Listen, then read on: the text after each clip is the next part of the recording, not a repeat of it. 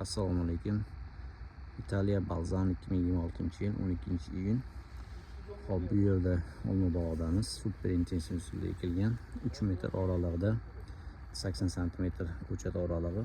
Bu yerda men to'xtalmoqchi bo'lgan narsa mana bu spraying sistemasi, ya'ni suvni sepib beradigan sistema. Bizda O'zbekistonda asosan kafe, turli xil jamoat joylarida sovutish maqsadida ishlatiladi. Bu yerda esa qishda, ya'ni erta bahoriy sovuq urishdan, ya'ni gullaganda sovuq urishdan himoya qilish maqsadida o'rnatilgan. Ya'ni bu yerda aprelda to'liq olma gullaydi, mana ko'rib turgan olmangiz.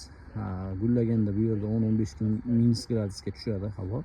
O'sha paytda bu spray kechqurun soat 10, 11, 12 larda yoqiladi. Kunduzi quyosh chiqqungacha bu ishlab turadi. Bu o'sha suv tushib gulni atrofiga tushgandan keyin muzlaydi. Muzlagandan keyin muzni ichi issiq bo'ladi. Bundan tashqari asosan yer ostidan suv olishadi.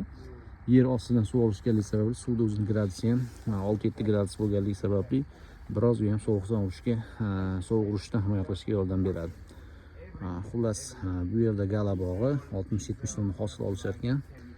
Bitta o'simlikda o'sha 16-20 kilagacha olma hosilni beradi.